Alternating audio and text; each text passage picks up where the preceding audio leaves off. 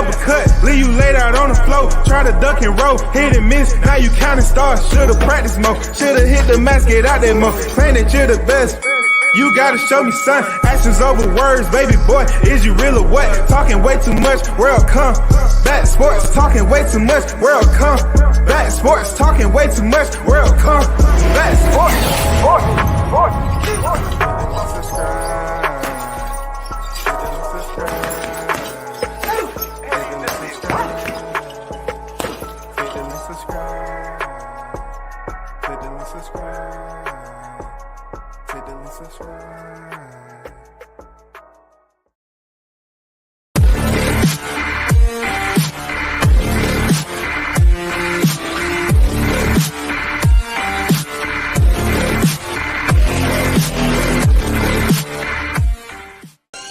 What up, it's your boy Roy Jones Jr. and right now you tuned into World Combat Sports.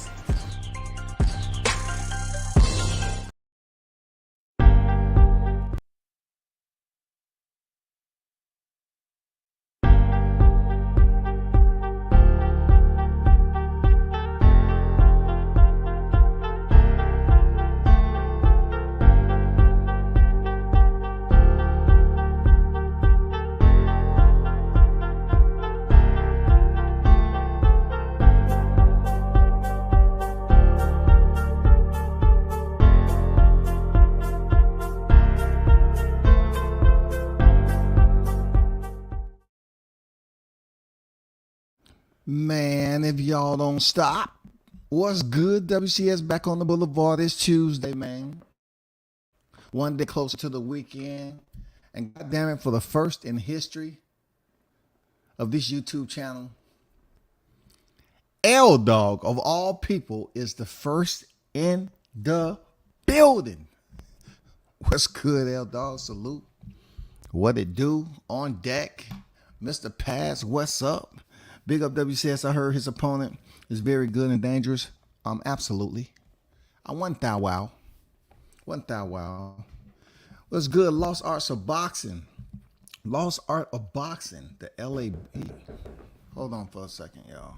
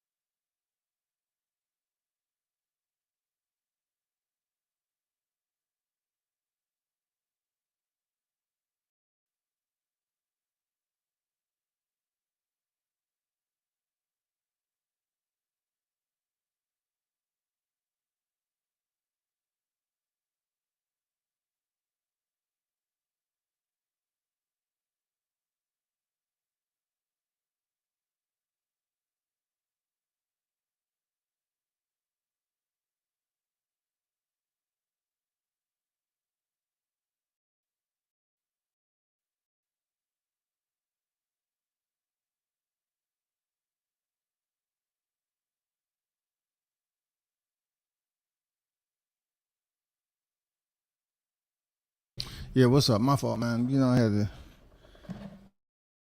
take care of some motherfucking company. You feel? But hey man, shout out to Toby Bartlett across. Like I said, Lost Art of Boxing, LAB. What's good? What's good? Everybody on deck, man. You know what I'm saying? This is one of my favorite fighters, man. John Bones Jones, the return, bro. The return. He's back. He's back. What's good? Bruce Gas, Boxing Jazz, some more. Salute to everyone that's in the building. Shout out to everyone that's on deck. This is one of those channels where, you know, most of my listeners, I know for a fact that they pretty much schooled up in boxing, and some of them might be schooled up in mixed martial arts. But I know a lot of you all are not that far off. You know the dang common names. You know the most popular names. So you're able to follow along. You know, that's all we need. We just need some pieces to the puzzle to put it together for the picture. That's all we need, God damn it. And that's what we're going to talk about today. That's what we're going to talk about today. Big Blunts and Boxing, salute. What's good? Hey, I want to do something I ain't never did before, man, because I don't know. When you behind the screen or you moving your own pace, I don't know what it is, man. It's just not the way I grew up. Like, character was everything. So I know we live in a different type of environment where, you know, individuals just, I don't know, they take snapshots of shit and they don't really revisit the right way or have enough time to hang around to actually see. I don't know, certain things that was easy back then with no internet. I guess we live in a distance type universe right now with social media and technology where people keep their distance and they stay far away and they don't really know. So what I've learned throughout the years on this YouTube shit, people can create fictitious lives within this internal universe of social media and people actually believe it. You know what I'm saying? So, you know, WCS can get up here and talk his shit and then, you know, some shit pop off and people believe what they want to believe. You know what I'm saying? It's just amazing how if someone don't know your history and they know you just for your present, your current, your active, and you don't come over here and act like you used to act, any lies can be spread, bro. I'm about to give you all something I never did before. Because, you know, people was up here just talking shit. They was lying on me. You know what I'm saying? They was busy up here, you know, making all these threats. It was about I thought it was going to be a war for the first time in this bitch, man. You know, my people down here, we talking, you know, people on the ready, all because of social media. I'm pulling out content from a Hall of Famer, people getting upset. You know what I'm saying? All because I got the drop, really. Then I have all these other people listening that was waiting for somebody to try to, you know, jump on so they can get into the gang. You know what I'm saying? So they can all gang. You know what I'm saying? Group up, right? So I was telling some people, I said, listen, if I was acting the way I did before when I was a youngin' and I'm in my 50s now, then I haven't learned a damn thing. And it would be almost impossible for me to make it out the military, right? But look, I'm gonna reach out to a family member, right? She don't even know I'm reaching out to her. I haven't told her this real talk. I don't create no fictitious stories. I don't do none of that shit, man. I am going to give you all a little bit of hint of the way it used to be. Because people obviously are listening to these other individuals that's telling lies, you know what I'm saying, about whatever they think I am as a person and what I wasn't back then. But I wanna put some humor into it, right? I'm gonna give my listeners, because I know I got some solid ones in here. You know, I got the OG Bruce Gas in here. You know what I'm saying? Big Blunts and Boxing on deck, XO Factory on deck. You know, I got Toby Bartlett. You know what I'm saying? I got the regulars up on deck, man. LAB. You know what I'm saying? Mr. Pads. So, look, I'm going to give y'all an exclusive into my past, which I never did before. But I'm doing it in a way where I'm going to ask this individual, who have to be my mother, I'm going to ask her. You know how they be doing on social media, just asking people questions and stuff? My mother's much older now, so I'm curious to know if she even remember some of the stuff that went on back then. But I'm going to see if she can answer the questions. And this is a religious person now. You know what I'm saying? She's gonna kind of ask me some questions now. Where are you going with this, Scotty? Huh? This not like you. This is uncommon. What is this about? Hey, they don't know, bro. People sit up here because you talk, and you know what I'm saying. You be doing your own shit, and you ain't out here cussing all over the place, thugging out. They don't have a clue, man. This is just crazy on how people just take you for what you are now. You know, people move different in life. But I want to give y'all a little snapshot of back in history. Innocent this can possibly get, right? So y'all hold on for a second. Watch now.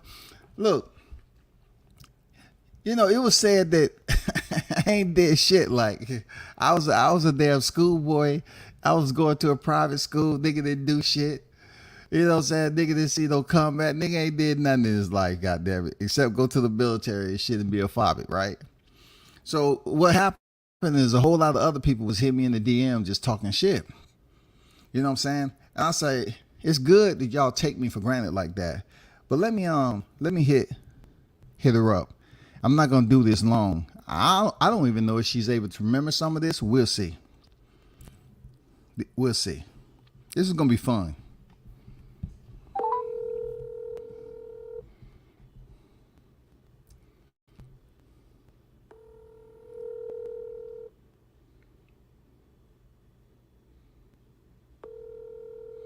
Come on, pick up.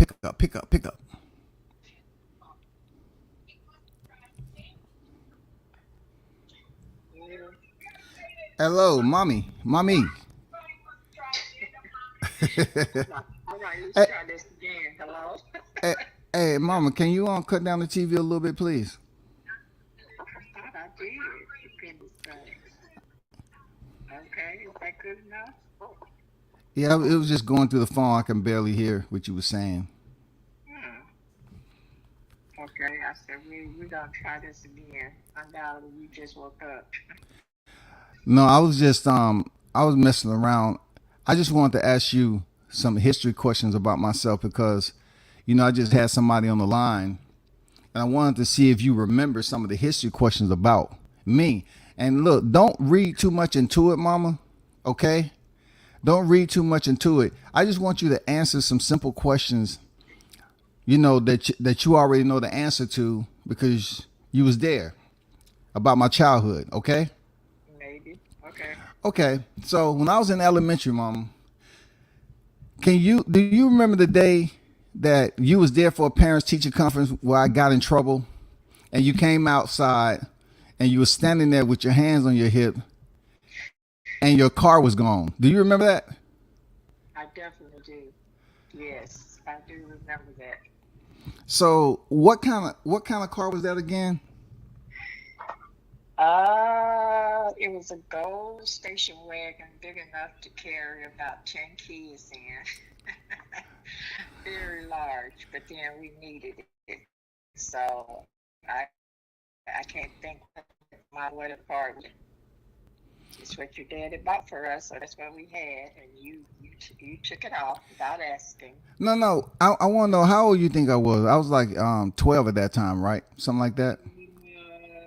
Possibly, yes. You were in 11. I don't need to hear school names, mama. I don't need to hear school names. but I was in elementary, right? Yeah, you were in It was like elementary. I was like 11 or 12 years old. Right. So when you found out your car was missing in there with a teacher parent conference, when I pulled up, who was with me?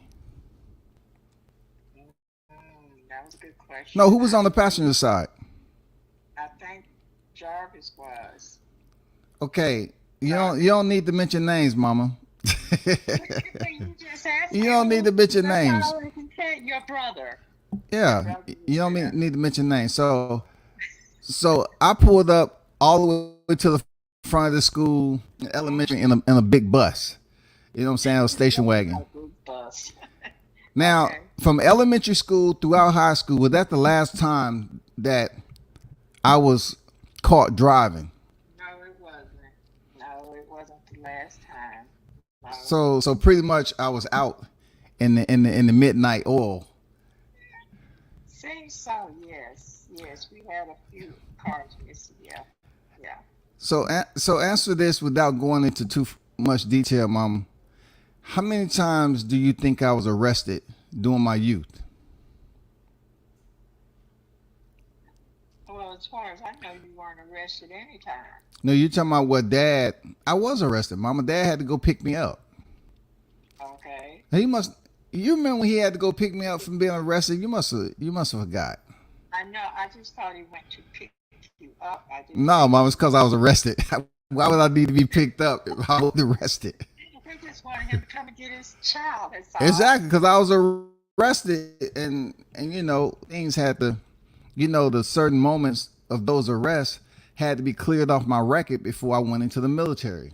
Okay, you said arrest. So Arrest plural. I don't remember why. Well, that was dad. Well, dad kept that. Dad kept that to himself. Yeah. But moving on, Mom. Out of all the kids, who got in the most trouble again? You did. Okay. I just wanted to kind of ask some questions because people kind of misunderstood where I was in my youth. Like I was in the house just doing nothing. It was full speed back then. So I don't know. I had to get it from the person who would understand. You know what I'm saying? You were busy. Yeah, you were the busy one. Do you remember how long I was in high school before I was suspended for fighting? Do you remember that time I got suspended for fighting when I just came into high school in 8th grade? No, I don't. I don't remember. Okay, it's the second week. It was the second week of high school. Goodness. Oh my goodness. What were you doing, child? I don't remember that. What were you doing? Maybe your daddy kept that to himself too, but I just, it's been a long time. No, you helped me out with that, Mama, because Dad would have found out that in particular. You know how it would have been, with track and everything. So what I wanted to do, I just wanted to reach out and kind of touch bases on some light moments. You know what I'm saying? Back then, because social media, it tends to give people their own impression about what they hear or whatever. So I'll hit you back, Mom. All right. Yeah, you were an interesting kid coming up. That's for sure. Okay. Okay. I'm back. So shout out Mr. Gumbo. What's good? So shout out Mr. Gumbo, aka Mr. Hot Grease on deck, aka Sucker Free in the building. The only reason I did that, right, was the fact that, it comes down to all the lies that's been out here. I don't know what people think, man. I never underestimate anybody. You know what I'm saying? I never underestimate anybody. I don't know if people just, want to create these fictional tales to convince their audience or whatever. But it was different. Like, when my pops came and picked me up from being arrested, it wasn't fun. You know what I'm saying? Mom a little bit older now. She remembers what she remembers, but she did remember I was in elementary driving cars. I was in the 6th grade driving vehicles. You know what I'm saying? I was in the streets, learning how to run motorcycles, chilling, all that shit. First time Mom caught me driving the cars when she was at a conference in my school, and I had my young brother. Now imagine me being in elementary school and imagine how old he was. You know what I'm saying? He was in the passenger seat. And she's standing up there like, where's my car?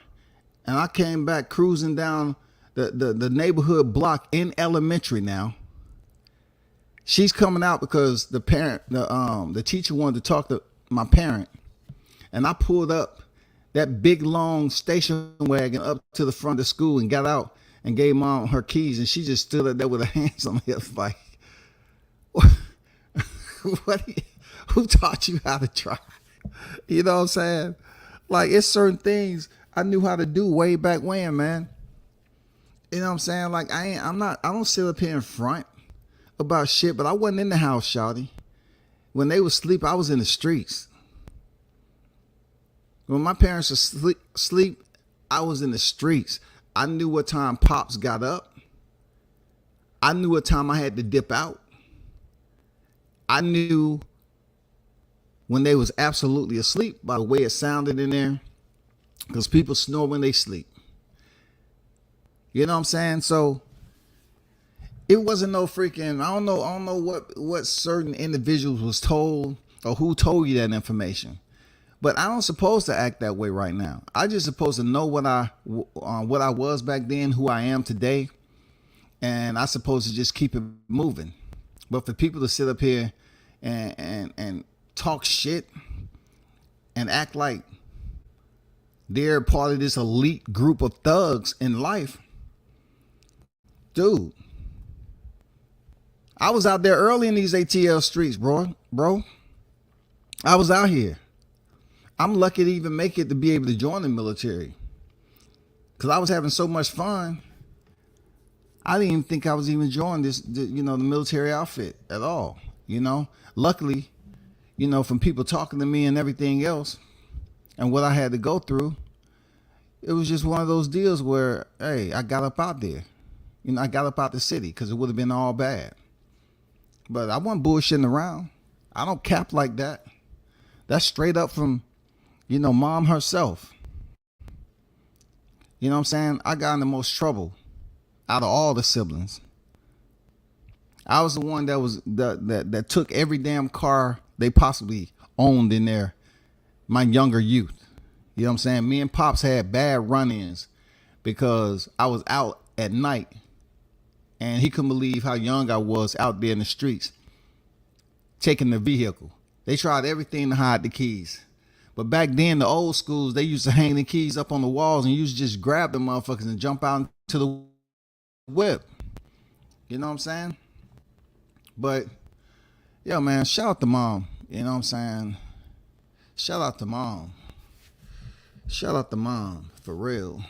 You know what I'm saying? You only have one dad, one mom, for real. I don't know what these people be talking about. Yeah, Bruce know what it is back then. The cops used to slap the shit out of you, man.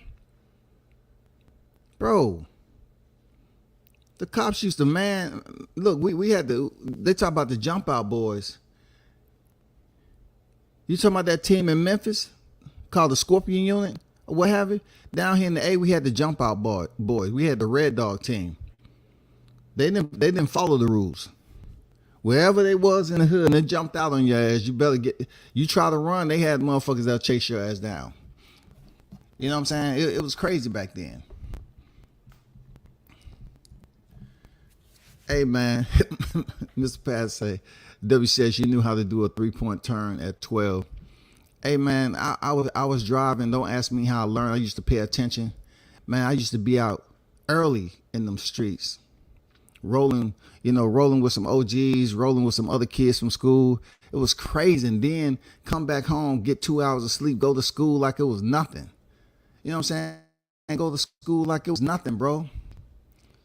Getting in the fights at the shelter. Man, I don't know what these dudes talking about on here, bro.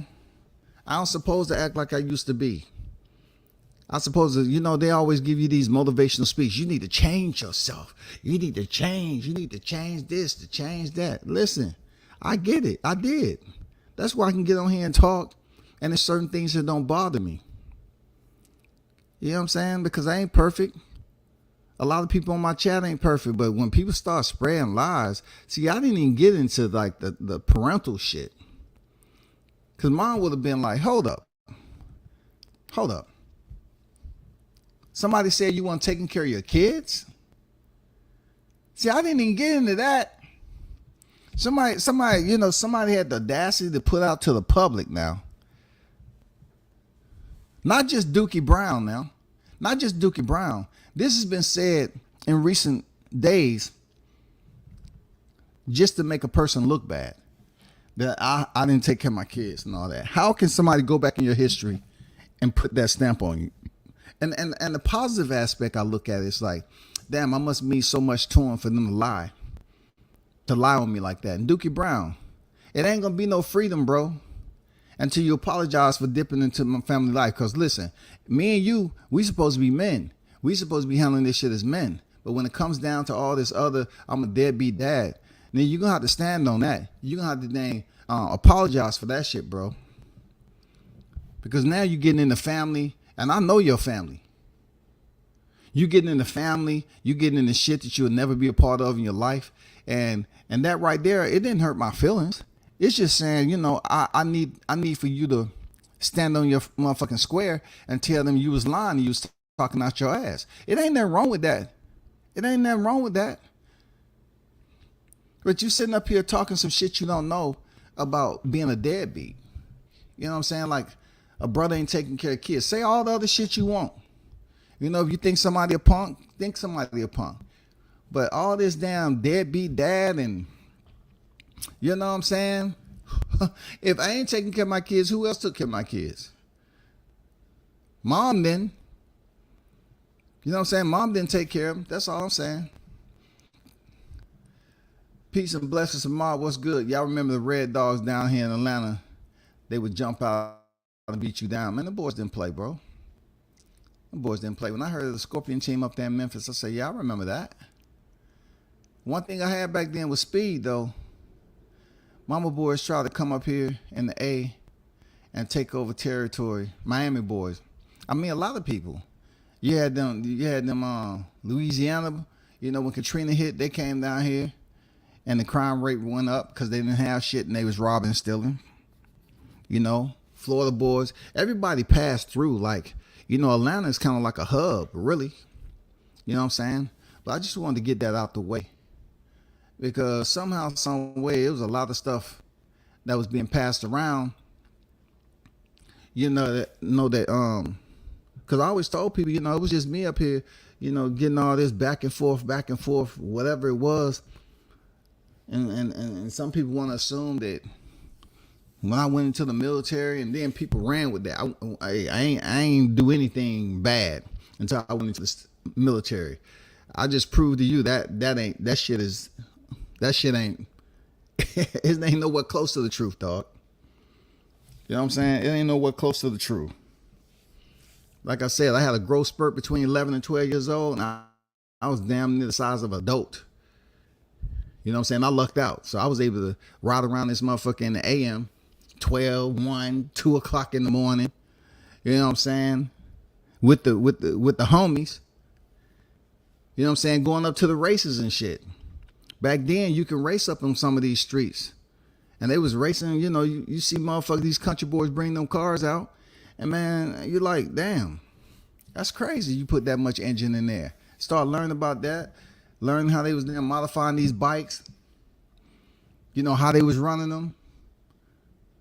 The modifications, you know, when it came to NOS and all this other stuff that they put on those bikes back then. Yeah, man, it was out there. So all I'm saying is don't believe everything you hear out here just because your favorite channel is saying this shit. I got in the most trouble out of all the siblings, bro.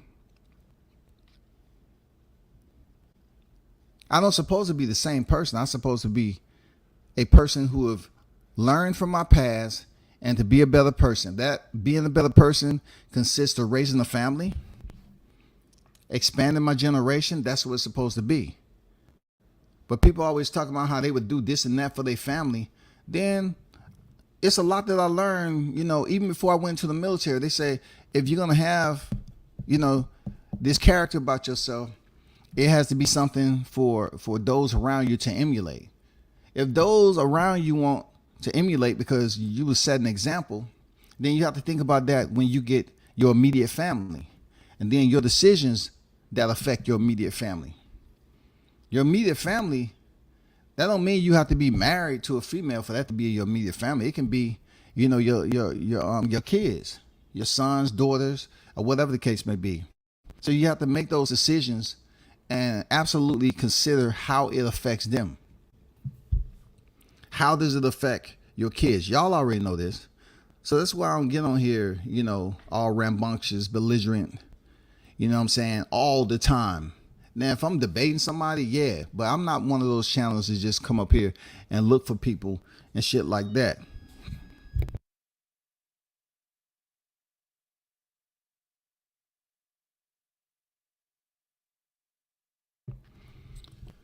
Let me see. Who about to kick this off? The return of John Bones Jones is on deck, shouty.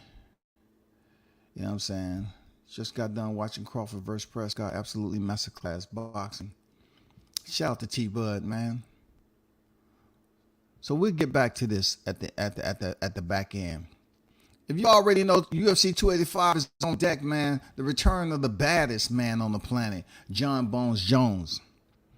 This is the baddest man on the planet. Is he still him? H-I-M. Is John Bones Jones still him? UFC 285 will host John Jones versus Ciryl Gane for the vacant heavyweight title. If you're asking yourself, well, why is the title vacant? It was vacated by the one and only Francis Ngannou. Francis Ngannou was the reigning defending heavyweight champion. You know what I'm saying? No ifs, ands, or buts about it. He decided not to renew his contract and departed the UFC. With that said, they are allowing, once again, y'all, listen to me, they are allowing, permitting, granting, giving access to John Jones, who have been stripped of his title multiple times, you know, have one of the most heaviest load of paperwork that you can think of when it comes to then criminal offenses. His paperwork is heavy. It is a lot. But they love John Jones. They love that man. And Dana White always, I have a whole breakdown of John Jones' history, man. You know what I'm saying? The credentials that he's accumulated over his mixed martial arts career. We're not talking about no average mixed martial arts career. This is what you call elite Hall of Fame legendary status, man. John Bones Jones is one of the best all-time mixed martial artists, combat practitioners that you would ever witness in life. He goes down as one of the greatest. John Jones goes down as one of the greatest. He's never been defeated.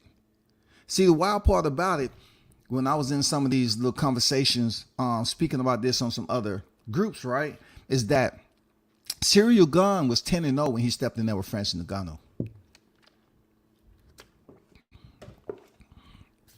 He was undefeated.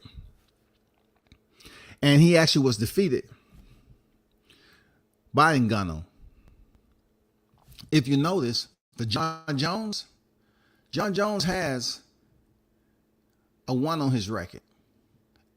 And that's strictly from what? A DQ, a disqualification. No one has never defeated John Jones since he's been in the cage. Let's talk about some stats. Let's talk about some physical attributes that John Jones has by Ciryl Gane. John Jones, bro. Oh, this man has been out of the sport for 3 years. Man, his life was February 8th, 20. Yeah, right before the Deontay Wilder Tyson Fury. So you had some pretty good fights going on before the during the pre-pandemic. John Jones, bro, is 26-1, 6'4" with an 84.5 inch reach. 84.5 inch reach. 26-1 is John Jones.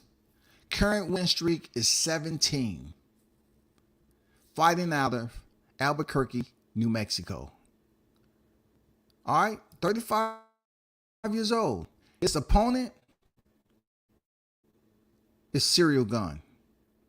Ciryl Gane is an all-around striker, very, very extremely talented. And this fight right here is going to prove whether he's on the level of a John Bones Jones. He's just enough to be second. Ciryl comes in at 11 victories, 1 defeat, and is 32 years of age, y'all. He's 6'4", leveling out with John Jones on the height, but he has an 81-inch reach, opposite of an 84.5-inch reach from John Jones. Is that going to play a difference? It's mixed martial arts. It all depends. You're able to use your 8 limbs for combat. You know what I'm saying? You're able to use those 8 limbs. Y'all know what the 8 limbs are? Both of your elbows, both of your hands, both of your knees, and both of your feet. That's your 8 limbs. You know what I'm saying? Your feet are somewhat connected to your legs. You know what I'm saying?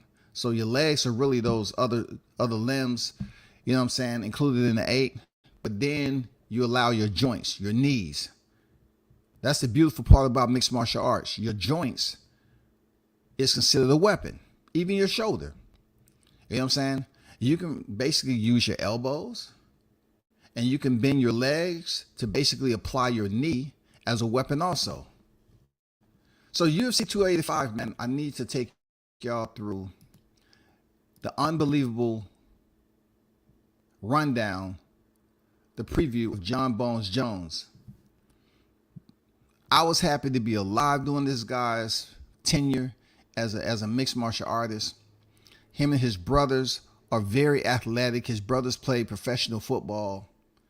But I just want to, touch bases on Jon Bones Jones' vacant championship for the heavyweight title. He will make his debut after being out of the cage. He retired from light heavyweight after being out of the cage for 3 years. He's returning to fight for the vacant heavyweight title. So, Jones will move up to heavyweight division for the first time in his career. It will be his first competition for the first time since February 8, 2020. That would have amassed, y'all, 1,120 days layoff. That's the longest of Jon Jones' entire career.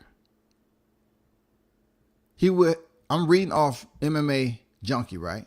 He competes in his 19th main event, y'all. 19th main event under the UFC banner. The second most in company history behind Anderson Silva, 21. So you have to factor that in. He's been suspended multiple times during his career. He competed 22 UFC light heavyweight bouts before moving up. The 4th most appearances in divisional history behind Mauricio Hua, 24, Ovince St. Preux, 24, and Glover Teixeira, 22. Those guys have more than Jon Jones, just barely, y'all. Just barely. And they were active fighters while Jon Jones was suspended. Moving on. His current 18th fight UFC unbeaten streak in the light heavyweight competition is the longest active streak in the division and the longest in the history of the weight class. It's also the longest UFC unbeaten streak among active fighters. His 18-fight unbeaten streak in the UFC competition is the longest in company history. His 20 UFC light heavyweight victories are the most in divisional history. Jones' 10 decision victories in the UFC light heavyweight competition are most in divisional history. His 10 stoppage victories in the UFC light heavyweight competition are 3rd most in divisional history behind Teixeira, 13, and St. Preux, 11. He has 5 submission victories in the UFC light heavyweight competition, are tied for the 3rd most in divisional history behind Teixeira, 7, and Paul Craig, 6th. He's defeated 7 fighters who once held an undisputed UFC belt, the most of any active fighter in the organization. His 8 fight night bonuses for the UFC light heavyweight bouts are tied for 2nd most in divisional history behind Teixeira. He has a reach of 84.5 inches, the longest in light heavyweight division and the longest among active UFC fighters. At 23 years, 8 months old, Jones became the youngest champion in UFC history when he defeated Shogun Rua for the light heavyweight title in UFC 128 in March 2011, y'all. He became the youngest champion in UFC history at 23 years of age. That's crazy. That's crazy, bro. They praised Iron Mike Tyson for, becoming the youngest champion. Hey, at 24 years, 2 months, 5 days old, he became the youngest fighter in UFC history to defend the title when he defeated Quinn Jackson at UFC 135. Next, he can become the 8th fighter in history to win titles in 2 weight classes. Randy Couture, BJ Penn, Conor McGregor, George St. Pierre, Daniel Cormier, Henry Cejudo, and Amanda Nunes accomplished the feat. He can become the 3rd fighter to win titles in the light heavyweight and heavyweight division. Couture and Cormier accomplished the feat. His 2 UFC light heavyweight title reigns are tied with Couture for the most in divisional history, y'all. His first title reign of 1,501 days is the longest in UFC light heavyweight history. His 14 victories in the UFC title fights are most in company history. His 8 consecutive light heavyweight title defenses during the first reign are a record for the weight class. His streak of 8 consecutive UFC title defenses is 4th longest in history behind Demetrius Johnson, 11, Silva, 10, and St. Pierre, 9. His 4 UFC title defenses in a 364-day span between September 24, 2011 and September 22, 2012 are the most by any champion in modern UFC history, y'all. That is crazy. 4 title defenses. 4 title defenses. Teofimo Lopez Pops is saying he's going to be undisputed by 2024. John Jones defended his title damn near within a year. You know what I'm saying? 4 times. That's crazy. Fighters in boxing only fight once or twice a year. You know what I'm saying? At this stage, his 6 stoppages victories is UFC title fights are tied with Ronda Rousey for 4th most in company history, behind Silva 9, Matt Hughes 8, and Johnson 7. Jones has never been knocked down or submitted in MMA competition. His 1,835 total strikes landed in the UFC light heavyweight competition are the most in divisional history. His 1,463 significant strikes landed in UFC light heavyweight competition are the most in divisional history. I mean, this dude has a plethora of achievements, man. Like, he is absolutely a Hall of Famer right here, right now. Regardless, Hall of Fame isn't based. It depends, though. You know what I'm saying? It is based off morals and principles to a point, and ethics. Only if you was betting on some shit, yeah, you might find yourself not getting in the Hall of Fame right away. But besides that, man, just shit that you getting into here and there, he should and most definitely be a Hall of Fame first ballot attendee. You know what I'm saying?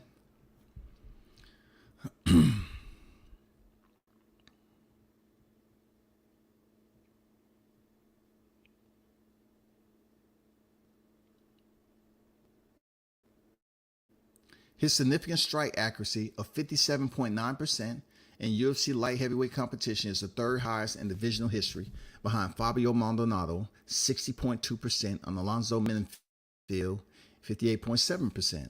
His 42 takedowns landed in UFC light heavyweight competition are 4th most in divisional history, behind Corey Anderson, 53, Rashad Evans, 50, and Ryan Bader, 46. He's been taken down only once, y'all. Peep this out. He's been taken down only once in his 27-fight career, man. This is crazy.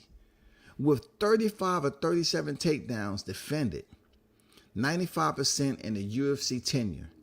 Alexander Gustafsson dragged him to the mat once at UFC 165. Cormier also took him down once. A slam he immediately got up from. You know what I'm saying? His takedown defense rate of 95% is the 3rd best in UFC history, behind Chris Curtis, 100%, and Kamaru Usman, 97.2%. He's one of the 3 fighters, y'all, in UFC history to earn 2 4th-round finishes. He accomplished the feat at UFC 152 and UFC 135. And lastly, his total fight time of 5 hours, 40 minutes, and 15 minutes in UFC light heavyweight competition is most in the division. So shout out to John Bones Jones. He is absolutely incredible specimen at the end. He's an incredible specimen at the end of the day. He is one of a kind. You know what I'm saying? What he's been able to achieve inside the cage is absolutely phenomenal.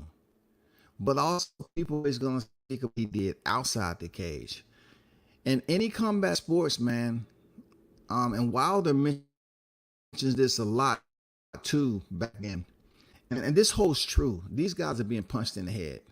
So if you only have one brain has to be protected, and you're being punched, hit, you're sparring, you're training, you're taking punishment, you're gonna have issues, right? And that's what's crazy about these cats on the YTC that don't look as in depth, because they don't really give a crap about combat sports. They just want to get in a conversation about combat sports. They don't really dive into how someone how someone's personality or behavior can be affected from being punched and kicked in the head. It's not like your brain has this unbelievable cushion that it's anti what is it? An anti-collision layer that you have up there, an anti-collision layer. No, you're taking punishment, bro. So over time, if someone's competing, it's gonna be moments where they may have episodes of violence. Like you hear of a lot of fighters having domestic violence. And not that they're a bad dude. They were just competing in a bad sport, a full contact sport. They took damage years and years and years, man. And people want to look at them like, oh man, they're not the best person. I don't look at fighters like that. I understand that, you know, some of these guys, everybody's anatomy is different. So that's why you see some fighters, their slurred speech, dementia, a pugilistica, and then you have other fighters that took just as punishment as they did just fine. They look like they're vibrant, they're moving around, they're snapping. Everybody's shit is wired different. I remember learning this way back when as to why they say everybody's shit is wired different. It is, man. Our psychological headquarters is wired different. So when you're taking punishment and training, of course you're going to be a different individual. Of course you're going to have certain people that's overly aggressive. And John Jones has been one of these guys who have gotten into a crazy amount of trouble outside the cage, man. That a boxer goes through, and they just make a huge deal out of it. But these same people who put out content on a boxer, they'll see somebody like John Jones and they won't even speak on it because, man, nobody knows of them. They're doing the same thing as some of these boxers, though. John Jones' record paperwork is way heavier than Gervonta Davis or Adrian Broner or anybody else. Sergey Kovalev. Way heavier than a Billy Joe Saunders.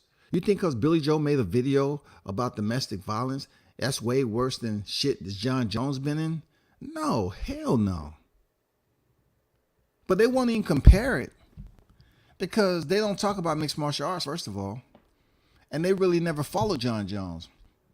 But see, the dynamic that separates boxing fans from MMA fans is when John Jones come out to the tunnel, people are going to look and they're going to say, God damn, it's good to see you again. Champ.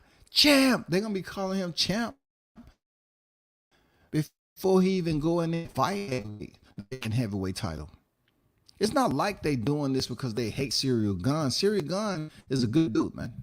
Like, you watch his videos, like, the positive, upbeat.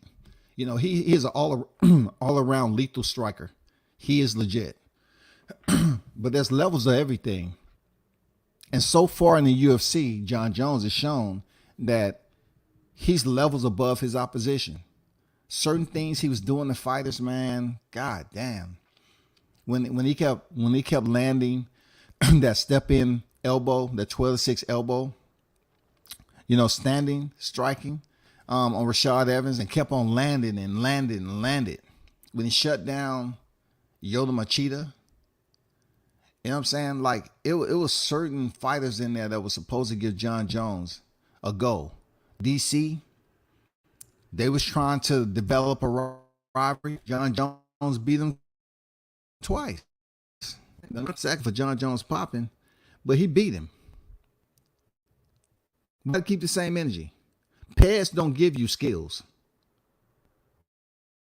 Let's keep the same energy. Pads do not give skills. John Jones has skills. High level skills that Ciryl Gane is going to have to deal with come this weekend. And I'm looking forward to it. I can't say that this is one of the best fights of 2023. This is going to be one to remember, a legacy. I don't know, because truth be told, when Ciryl Gane went in there with Francis Ngannou, he didn't go in there like he was willing to, die for it. Like he's never been champion before, but you had an O on your record. It seemed like you wasn't really in there to die for it. Like Israel Adesanya, when he was in that fight, I forgot who it was. He was bleeding, and he said, "I'm ready to die." You know what I'm saying? He's willing to go through the darkness, hell and back. Ciryl Gane didn't give me that feeling that he was all about going through those depths, bro. He didn't give me that. Yes, sir. Salute WCS. Great weekend. It's going to be. Watch Creed 3 Friday and see the GOAT bump to prime. Sir. Yes, indeed. We absolutely waiting on that, bro. Shout out to Outlaw Pugilist on deck. Jay Reddy on deck. Salute to you. WTS John's been out for 3 years and he didn't look too good in his last two fights. Well, his last two fights, what do you mean exactly? He fought Dominic Reyes. So just think about just think about this. And when I respond to all this respect, man, we just into the conversation. God damn it. Don't let feelings get involved. When you say his last two opponents, he fought Dominic Reyes and Thiago Santos. All right. He fought them in 2 different years. Thiago Santos, that dude is an absolutely lethal freaking mixed martial artist, man. He's no joke. That's why he got that tattoo across his chest. Dude toughed it out against John Jones. Shred ACL, MCL, and PCL, bro. And John Jones did what he could. But did you ever think that he may have had strenuous weight cuts and still went in there, amongst other things that may have gone? I mean, he was fighting 205. And then Dominic Reyes, like I said, I thought Dominic Reyes did Jones. I thought he did real good. But when you say don't look too good, I don't know what that means, bro. Because Reyes never had John Jones hurt. It's just I like Reyes with his hands. You know what I'm saying? The way he put his combinations together. Being first with his kicks, because if you John Jones lead, problem. I like what Dominic Reyes was doing with his punch kick combos. He was being first, and he kept John Jones out of rhythm. But dude, his last 2 fights, he's been out the ring for 3 years. He's in a whole nother division there, Outlaw. He's in a whole nother division. This man's body has been preserved for 3 years to condition himself to come to the 35. You gotta remember, Outlaw. Big George was out of boxing for 10 years and came back and won the title. Come on, Big Outlaw. Come on, man. Come on, man. Like Boosie say. Come on, man. No, man. Outlaw Puget, I agree. He didn't look too good. Against Reyes, I went to that fight in Houston, but still gritted out and got the W. No doubt. No doubt, man. D Young, what can we expect from heavyweight John Jones? So D said he expect more takedowns. And if I'm looking at it, I don't think he's gonna trying to take Ciryl Gane down like that, because it's a much heavier division. And plus it takes energy to take them big dudes down. These big dudes ain't just going down. Just look at Francis Ngannou. Why didn't people try to exploit him being taken down? You know what I'm saying? Look what's Plastic. Striking. This is not light heavyweight. He's gonna work on his striking now. He's gonna work on his damn punch kick combinations. He's gonna try to break him down that way. Work the clinch. You know what I'm saying? Get him fatigued out up against the cage, do some dirty boxing. He's going to try to work his striking and stay on his feet. It takes too much energy in 5-minute rounds, which is a championship fight of 5 rounds, 5 minutes apiece, for him to be trying to take that big motherfucker Ciryl Gane down. Ciryl Gane is big, bro. Why would he work on takedowns? And this dude's been out the ring for 3 years. Why would he go in there and dump the tank, trying to freaking take Ciryl Gane, who's a very educated striker, very, very educated. It's gonna be tough. Definitely gonna be a tough fight for Ciryl Gane. He's gonna need to do more than what he did against Francis Ngannou. That's just my take on it, fellas. You know what I'm saying? He's gonna definitely have to do way more than he did against Ngannou. He just let Ngannou just do and dictate the pace and rhythm and everything in there. He lost the fight easily. Yeah, I want to know how this is expected to go. Hold up for a second.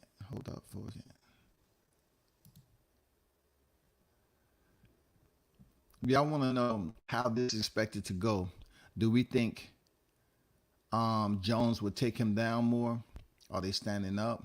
Does Ciryl Gane have a good ground game? Do we expect submissions or what? Everybody know that John Jones has a wrestling pedigree. But to every wrestling pedigree is working on takedown defense, doing practice. Practice like you that you play, right? Practice like you play. So therefore, John Jones has his wrestling pedigree. Both guys have their grappling their grappling checks and minuses, right? But overall, Jones is a high-level athlete. Both of these guys are high-level athlete, but John Jones is on a different level because he's been multi-time world champion. He has all these damn credentials, all these achievements. One of the youngest champions ever. For him to be out of the ring, not competing, out of the cage rather, not competing, and getting all this damn practice and stuff, we don't know what to expect from John Jones. It's been 3 freaking years, man. We don't know if Jones cycled on, cycled off, cycled on, cycled off, cycled on, cycled off, cycled on, cycled off. We don't know. He's been out of the freaking sport so long, retired. You can't test a fighter when they retired. They can only get tested. They have to come back into the testing pool when they say they're eligible, and they can test them. Once they become eligible, you have to be in the testing pool at least 6 months, I believe. If that's the same as it is in boxing or whatever, you know what I'm saying? Yeah, you have to jump back in the testing pool, man, for several months before you can even get a fight. You can't come off of being 3 years and say I'm ready to fight with no test. With no testing pool. And John Jones has a repeat history of testing positive for pads. And you think they're going to just let him come off a 3-year hiatus and jump in there for a championship fight? Hell no. Shit, they've been testing the shit out of John Jones in the last several months, man.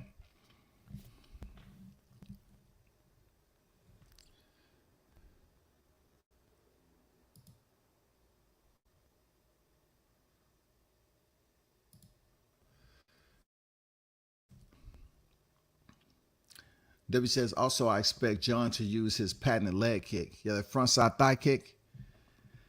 right above the knee, that hyperextends fighters' knees. The one that Rampage, says that fucked up his knee, still to this day, damaged the shins, and I think by round 4 he gets Gunn on the mat and sub him. Okay, Dion think it's gonna be a sub in the 4th. Okay.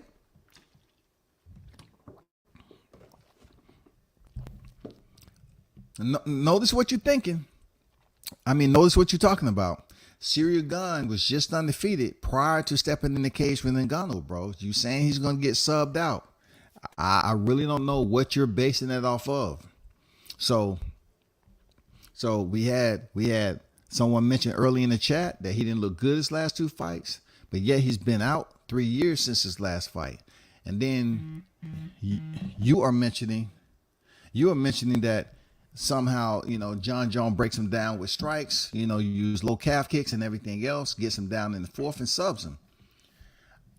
We are all curious as to how Ciryl Gane will even look in the process of defending those takedowns against John.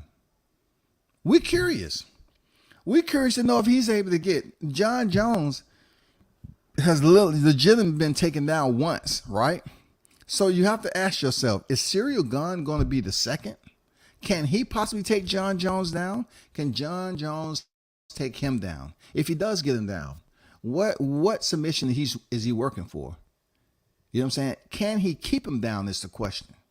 When you put that criteria to John Jones, you're saying, hey, by the 4th, he's gonna get him on the mat and sub him. It's not that easy, brother. It's not that easy, man. John Jones is not a submission specialist like that. John Jones is a motherfucking lethal striker. A lethal striker. That's what John Jones is. What a Ciryl strength in this aspect to go all 5. He has a very solid stand-up striking cachet, man. With the way he puts his kicks together, his punches, he's a nice, well-rounded fighter. Strong, you know what I'm saying? You know how some heavyweights, like when Ngannou came on the scene, they just used their hands. They was all power, swing for the motherfucking cage.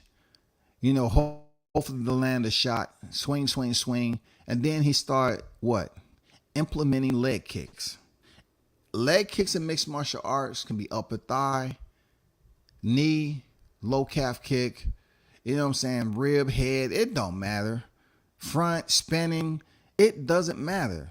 Ciryl Gane is pretty damn thorough with all of what I just mentioned. He's pretty thorough with all areas. Not to mention his boxing is on point. These heavyweights, and that's what I like about mixed martial arts too, is that even from the strawweight of the women divisions to the flyweight to the men and women's division, all the way up to the featherweight division of the women, all the way to the heavyweight division of the men's. The glove size is 4 ounces, y'all. That's what I love too about this. The glove size remains the same. 4 ounces all the way up, man. It's 4 freaking ounces. It ain't no 8. It ain't no 10. It's none of this shit. Now, they spar with bigger gloves if they practice on boxing. Yeah, of course. They don't want to break their hand and can't make a paycheck. But when they compete, all divisions are leveled across the board with 4 ounce gloves, even in sparring. And Ciryl Gane has pretty decent takedown defense, man. I'm just like you. I want to know how he handles John Jones' pressure up against the cage, if indeed John presses him early. Because listen, for these fighters to press and put their opponent up against the cage early on when they're fresh and dry, it's much tougher. You know what I'm saying? Because your opponent still haven't got to the point where you've depleted some of their energy. You know what I'm saying? They suffer some damage and they're the worse for wear. You know what I'm saying? You're breaking them down. Early in the fight, they're still strong, man. They have enough, to stand on the cage and defend your takedown. Once they get fatigued, they don't have that motherfucker, Takedowns are brutal.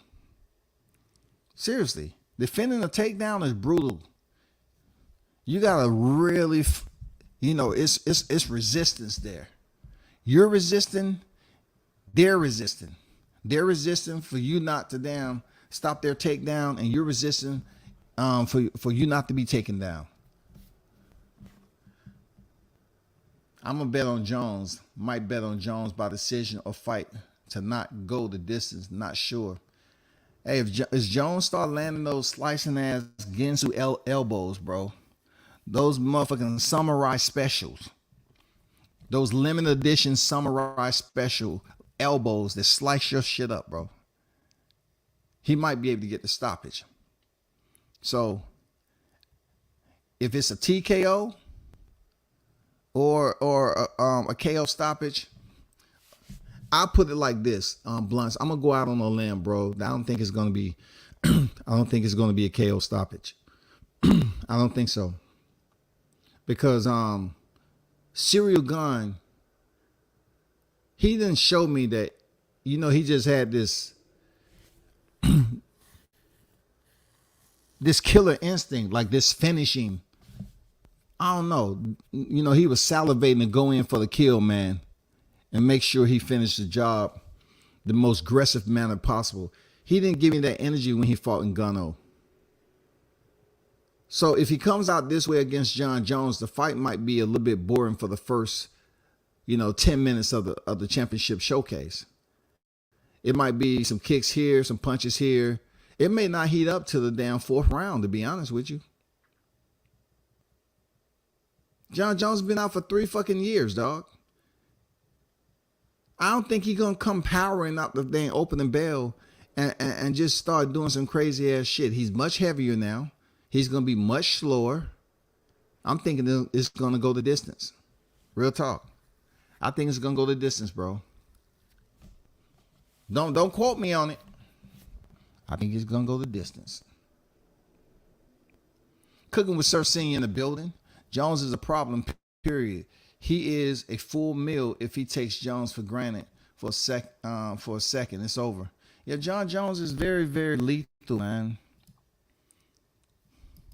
A very dynamic striker indeed. And then you link that up to his wrestling pedigree, which allows him to get in on his opposition. You know what I'm saying? Allows him to press him. Jon Jones knows how to work for the takedown. Like every takedown, of course, every entry is different. Jon Jones is high level, even with that, man. You know what I'm saying? He just don't go in there with the basic, work for the hands to lock. No, he goes in there, man. He goes for a double, single. He has many ways on how he's going to try to get you to the mat. And most of the time, man, he kind of pretty much execute, rather, how Khabib executes. Like Jones, he get you on your back. He's going to try to goddamn give you some slices of pie. You know what I'm saying? That's strawberry pie. He's going to try to goddamn have you dripping red all over the place. He loved landing those elbows from top position, bro. He loved landing elbows from the top position. So, like Khabib. Khabib loved getting fighters down on their back and punish them by punching them into submission. Jones, he liked getting his opponent down on the mat and hit you with elbows and cut you open. It's not saying that he cannot submit you. He can. But he'd rather, beat you up.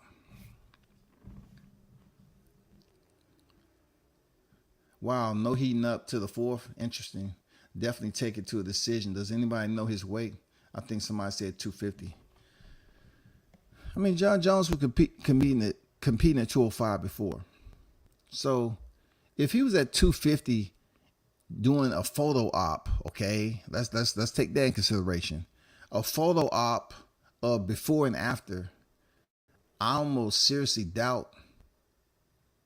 You know what I'm saying? I seriously doubt that he'd compete at 250. It's no need. He was a beast at light heavyweight. Why would he come in so fucking heavy?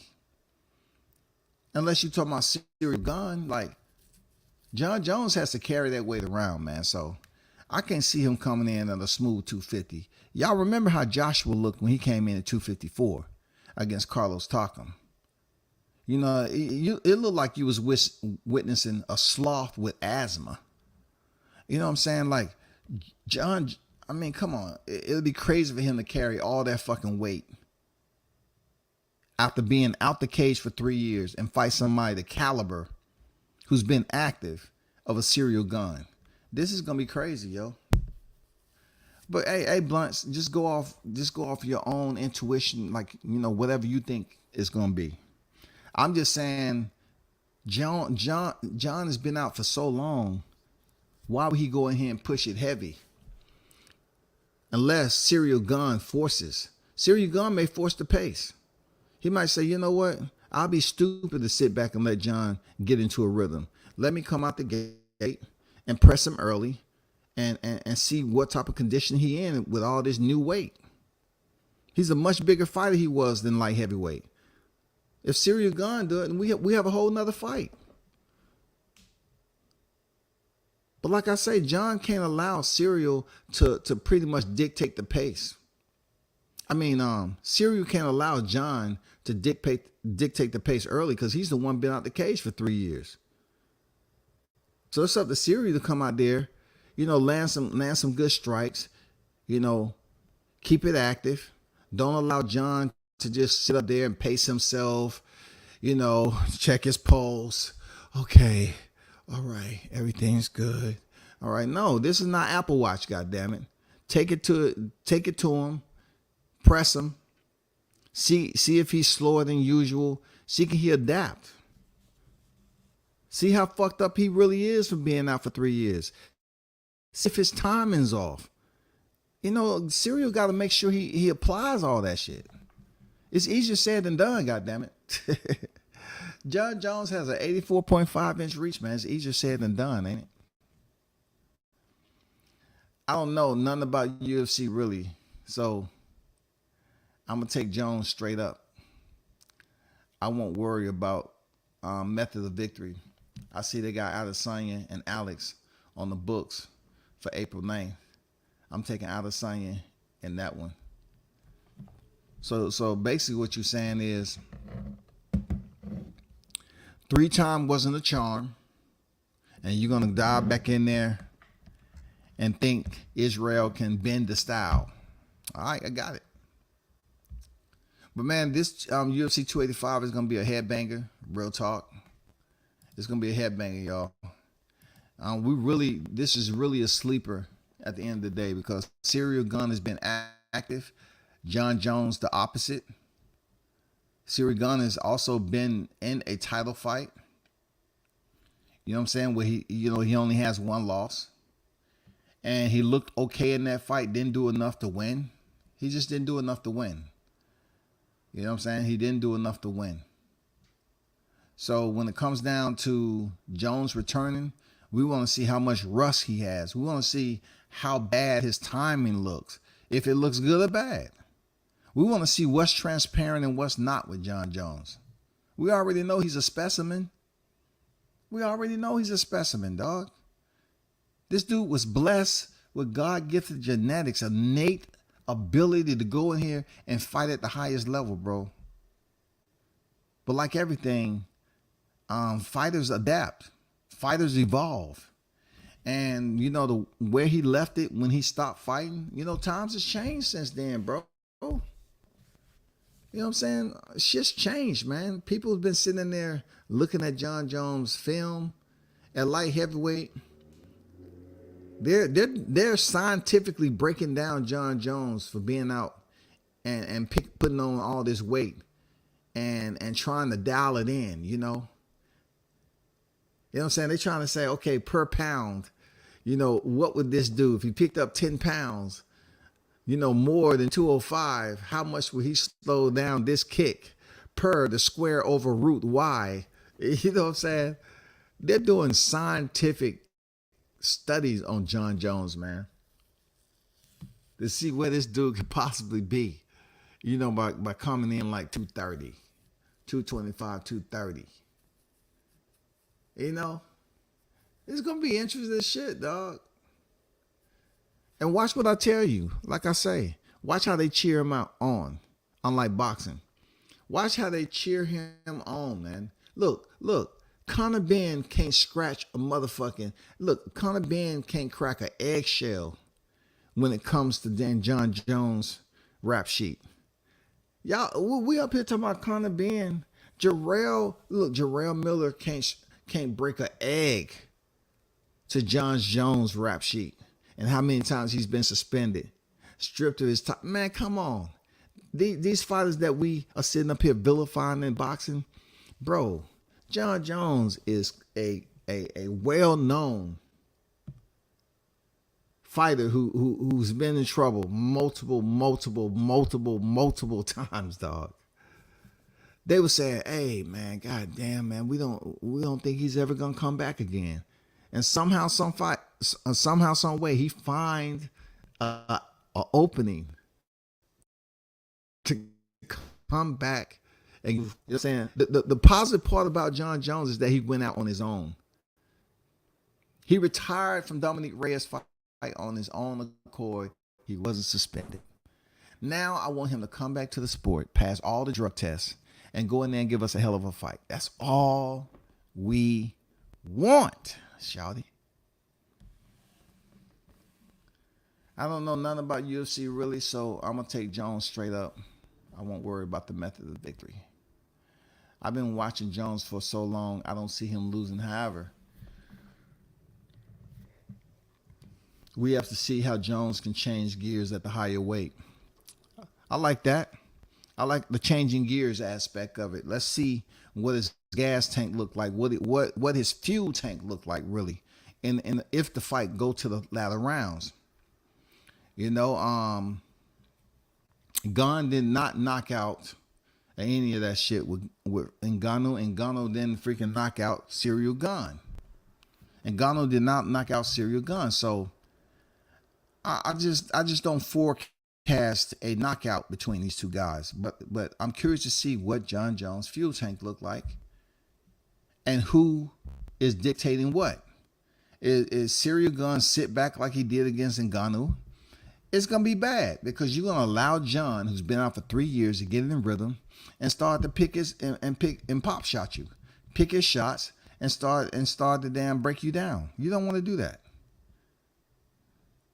It would be good for Ciryl to just go out that motherfucker, close this, and try to rush in already and get a takedown.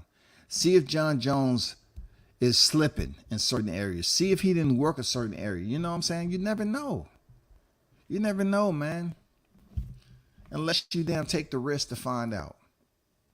If Jones beat this dude bad, he the greatest ever in the UFC, period. Who, Ciryl Gane? Off one fight?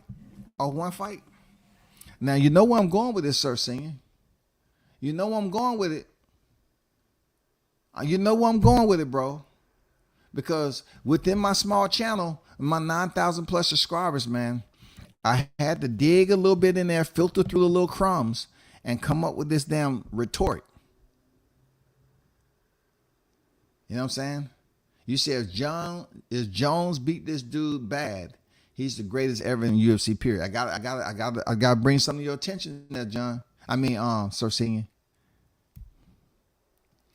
Ciryl Gane is not in the books like that. He ain't did shit.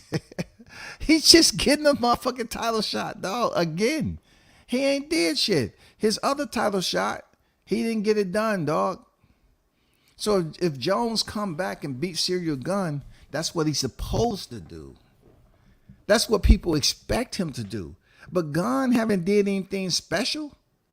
That dude don't have no big names to his resume that he's defeated.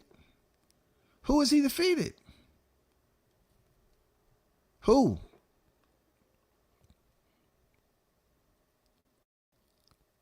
Seriously, who is he defeated, bro? Please enlighten me. If John Jones defeats Ciryl Gane, he's gonna just sustain his status as the baddest man on the planet. But check this out, Sir Singing. He's gonna have to defend it. Just say John Jones win, he's gonna have to defend his title. He's gonna have to defend his title against somebody that's considered a big name. You know what I'm saying? Somebody with a big name. He's going to defend his title. Then maybe they'll start saying, you know, they already know he's the baddest man on the planet. But when you're talking about the greatest ever, man, you know, the material that I was reading off earlier,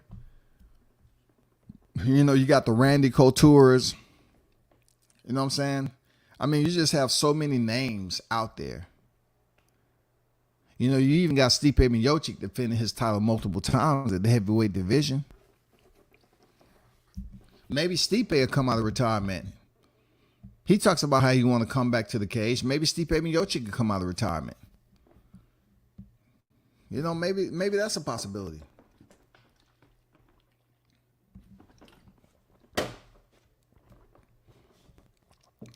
But God damn it, y'all keep your eyes and ears to this weekend. We on Tuesday right now. We have a total of like 4 days until we get this. You know, we get this fight. So, like I said before, I'm not really good at predictions.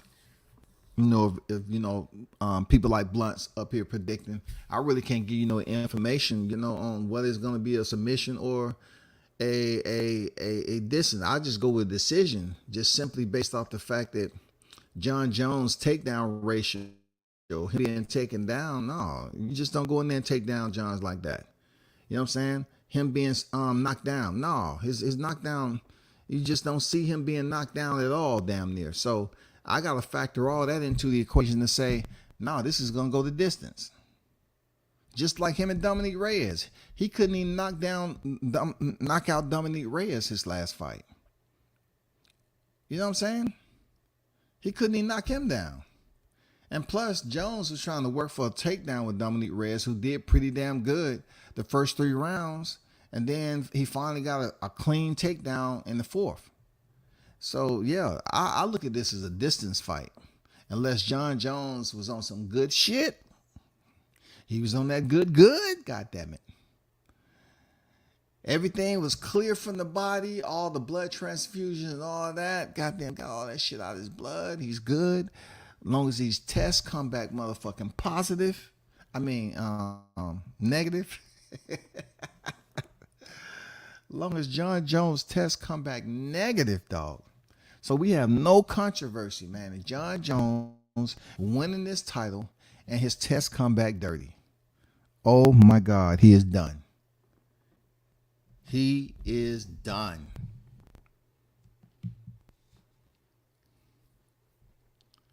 He is a top dude, if not the top already. This dude is a good dude and upcoming guy. And after a multi-year layoff, he dog walk him. He a monster killer, bro. Yeah, for sure. For sure. What's going on, Jones? How you feeling, bro? For sure. I agree with you on that, scene. For real. I agree with you on that. But once again, the scene, I'm trying to put it out there to you, bro, that this dude haven't did enough for John Jones to be catapulted as the greatest ever. He's already damn near levitating up in that pantheon, that conversation, you know, that pantheon conversation of mixed martial artists, bro. John Jones is already up there. I mean, beating Cyril Gane is only gonna, you know, it depends on how many more diamonds they're gonna put on his crown. That's it.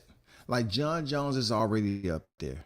If you look at his resume, shawty, god damn, man, he's been in there with the who's who of mixed martial arts. John Jones has been in there with the who's who of mixed martial arts. Not just one fight now. We're talking about some big names and rematches.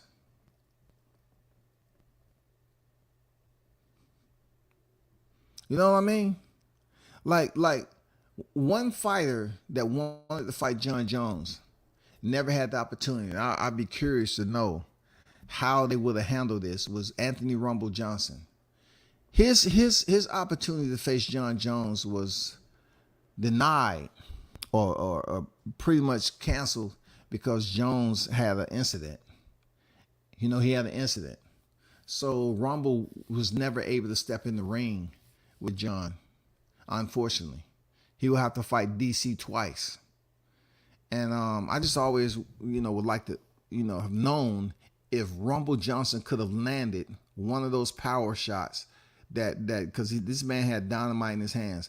Could he have landed a shot on Jones and changed the scope of Jones' career? Or, you know what I'm saying? Because Rumble knew how to punch and kick. Like, he had kicks. And he had crazy punching power too, man.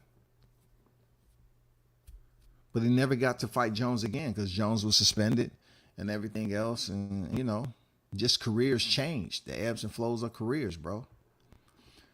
But that's all I have to say on the UFC 285. Just pay attention. It's going to be lit this weekend.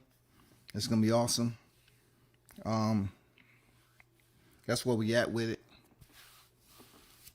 So, yeah. And for those of you that's been paying close attention to all the nonsense, man, changing topics that went on, know this. Don't think I'm a troll channel and I don't sit up here and try to put out content to be malicious in any way, shape, or form. But I know some people hit me up about Dookie Brown, right?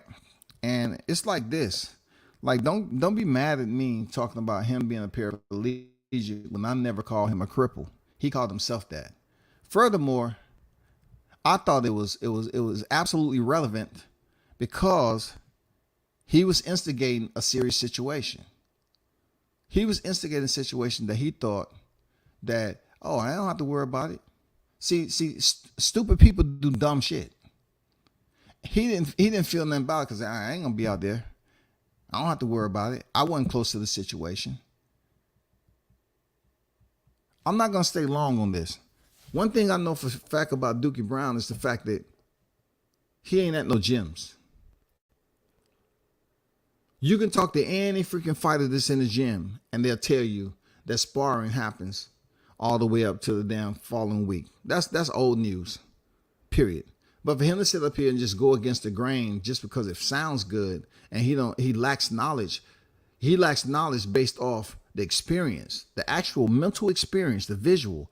He doesn't have the visual or the mental to recall because he's never been in that environment. So if Money would be in an environment and go to these gyms and sit there and they respected him from showing up to the gym because he can't hold mitts, okay? So he would just have to be there and just do whatever. So the overall situation of people tuned in and listening to it, you had to use your common fucking sense, man. How did everybody, look, how did everybody, not everybody, how did every one of those individuals that was listening in to him believe any of the bullshit he was talking about? Because you can clearly see that Money was picking and choosing. These channels was picking and choosing to jump on the bandwagon, all because Roy did not support Errol Spence. That's all. I know y'all seen the play, man. Y'all seen the motherfucking play. All because Roy did not believe that Errol Spence can defeat Terrence Crawford. So they already had it out. They felt they pussy was moist. You know what I'm saying? That shit was bleeding a little bit, spotting. You know what I'm saying? They was spotting. They had the menstrual was kind of a little bit heavier than usual. And they was sitting up here acting like you can't see the play. All these people who was fucking off and wasn't even damn supporting that fighter at all, they decided to jump on the bandwagon. And it didn't even do anything for them. Like I was just getting warmed up.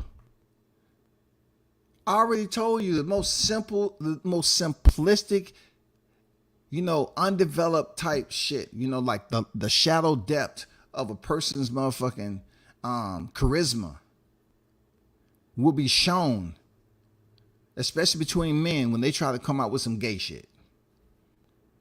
People done heard you on here forever and a day, and they can kind of get an idea of what's going on, who you are, whatever. Even if they don't know shit about your personal life, they can know through conversation. They can know if you say some shit that's suspect. They can know. But man, it's weak. That shit's weak, bro. That shit was motherfucking weak. I told y'all that was gonna happen. And you know, to his credit, I knew he didn't make the video. See, that's what happened when you hang around people enough. You know how they operate.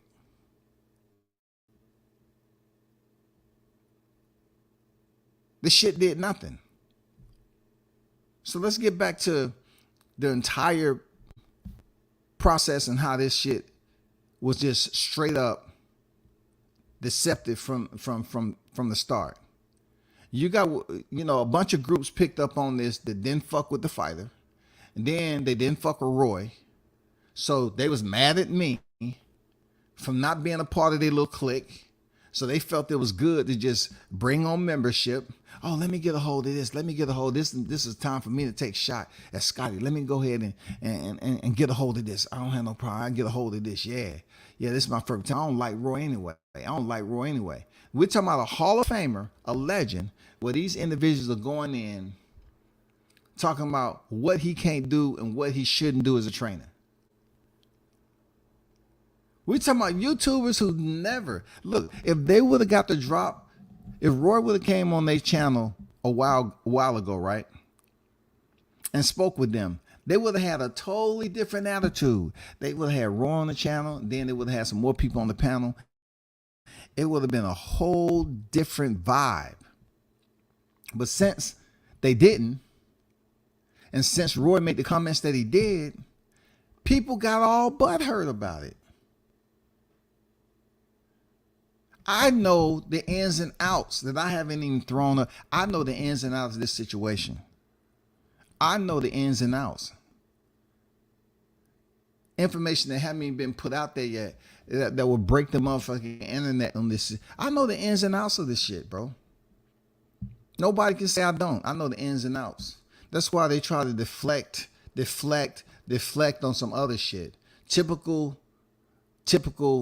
homoerotic black men, you know, trying to damn talk trash. There's levels to trash talking.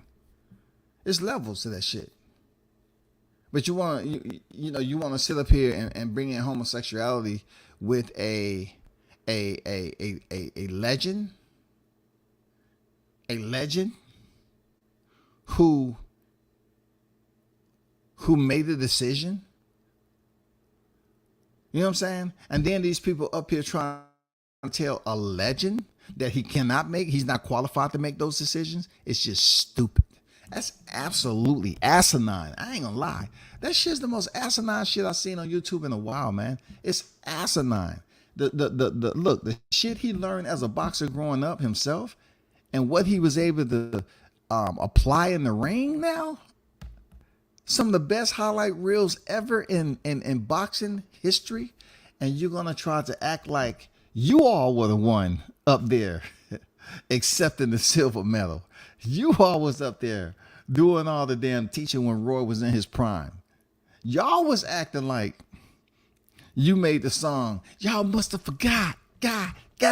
See, I think y'all did motherfucking forget. I swear to God, these motherfuckers forgot. God. You must have forgot. God. Y'all must have forgot. God. You know what I'm saying? Come on, bro. Come on. They must have forgot. God. Damn. I say, man, come on already, shawty. Come on, man. Let me get to some of these comments, man. Man, the shit people say is crazy, bro. It's beyond deranged and it's crazy, bro. I had some love, but there's a lot of people giving me some love too, bro. I ain't gonna lie, there's a lot of people from the boxing community giving me some love. Real talk. That's what I appreciate the most. Don't let me screenshot the shit out of that. These from the boxing community, some boxers that you know, they was showing me love. They say, man, we done seen you work. You don't bother nobody. You get your shit. You doing what you got to do. Man, come on.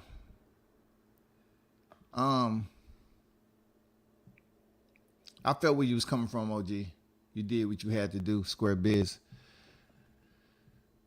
For sure. You sure, Jones? You know, because I seen you in other people's chats. I just want to make sure, you know, you being genuine, dog. You know what I'm saying? Because I do see you in other chats. Hey, you can be in whoever chat you you want to be in there, Jones. You know what I'm saying? I'm not saying that. I'm not that person. But I know some people play both sides, this, that, and the other. You know, when it comes to this YouTube shit.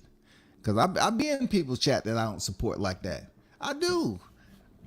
Not in their chat. I be listening in. I be watching their chat. I be seeing if I can, you know, I be reading the comments and shit. I be reading if it's anybody from my chat over there and what they're saying. You know what I'm saying? I do check it out. The Aerosexuals need to chill. Arrow will never surpass Roy's legacy. Never, outlaw. Never, ever, ever. And see, this, people didn't see the play. People didn't see why Dookie Brown was hurried, why they picked him. Come on, man. They picked him because he was easy, bro. He was easy. And Brown, I know you're listening, man. You said I was a deadbeat father, bro. You need to come off that apology, nigga. You know what I'm saying?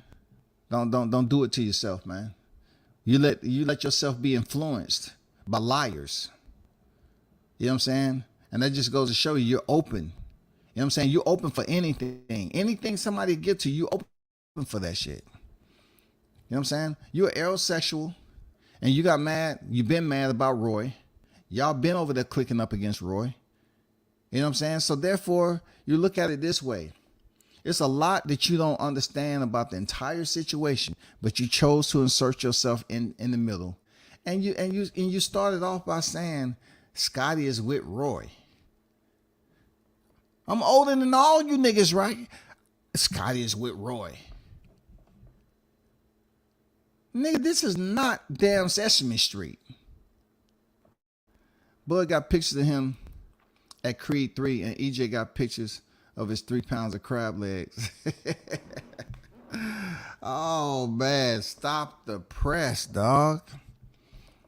You trying to tell me that we're up here talking about, we up here at the YTC, still, we don't know who Errol Spence is fighting, right? Because it came out that WBO is ordering. You know, I'm gonna switch back and forth between my shit. We found out the WBO is ordered, you know, for that Rocha fight, right? But then, you know, people's up here just trying to be the first to break the news about the Spectrum leak. I tried to explain to y'all over and over again, bro. Stop letting these niggas puppetize y'all ass. Are y'all dumb or are you stupid? Everything they do with a purpose, just for free promo. And look, all the motherfucking the little groundhog scurry and pop their head out. What was that? Spectrum? Huh? Who released the information? Who is that? They don't work that way, bro. Ain't nobody leaking shit accidentally. That audio call with Steven Espinosa was purposely done. That shit that they put out with no motherfucking date to it about Errol Spence and damn Crawford was purposely done. Why do y'all allow them to continue to have you scrambling around to try to put the information out? And then you get mad at people like Rick Glacier come out here and say the fight ain't happening. Ah, fuck that, man. Fuck that, man. Rick don't know what he talking about, man. Fuck that nigga. And then the WBO come out talking about they're ordering Alexis Rocha. And then I read Twitter and people up here whine. Yeah, that's the fight that Crawford wanted. Another easy fight. Listen, what the fuck is going on with your boy? He's a unified champion. Why aren't y'all concerned about Spence? Just pay attention to what Spence got going on. Crawford is about to fight a second time. Like we didn't know Crawford had a damn mandatory coming up. Everybody and their mama knew he had a mandatory coming up. He fought David Avanesian, and if he fight Alex Rocha yet and Spence ain't fought, then what the fuck? Shouldn't y'all be concerned, or y'all just gonna turn around and say, well, it ain't nothing. It ain't nothing really. Because when Crawford fought, you know, it was just over a year. When he fought David Avanesian, it was just outside a year. So don't sit up here and try to put all the blame on dang, Spence. Spence doing what Crawford already did. Okay, well, shut the fuck up then. If y'all are sitting up here not worried about Spence fighting the right people, then just shut the fuck up. I mean, it's pointless for you to keep on wishing and hoping this man is going to give you what you want. He's a unified champion and ain't shit going on with him. So he fought last April, and by the time he step in the ring, it'll be past April, I'm assuming. You know what I'm saying? And once again, I'm telling you all, they don't leak shit like that by mistake. I don't know why human beings have came to this. I don't know, man. I don't know why you've put yourself in a position where you're picking up learned behavior to present yourself like you have ADHD. Like you have attention and deficit disorder. You can't predict shit. You don't want to see shit for what it is. You just want to say, hey, guess what? They leaked. Oh, let me be the first to put the thumbnail up. And then the WBO come right behind it. What's going to happen first? What do you think is going to happen first? You have fighters that's leaving the PBC. Shout out to Barbershop, who put this shit out there months ago. But they blasting Barbershop. He put it out there months ago. People say, oh man, he just hating on L. He put it out there months ago. And then fighters start leaving the PBC. Fighters start leaving the PBC. Okay. So now, we're going to have limited range of motion when it comes to trying to find out why we're not talking about Spence fighting anybody. Okay, let's talk about Crawford. You get Rocha. Crawford is doing what is regular, what is standard policy. We learned this information months ago that he was going to face his mandatory this year. Now he's about to do that. Once it becomes official, what's the problem? Because we're talking about a fighter in Spence who don't fight mandatories like that, and then we're talking about a guy who's been doing pretty much the heavy lifting. He's been fighting his mandies. Crawford's been fighting his, you know what I'm saying? He got one belt, right?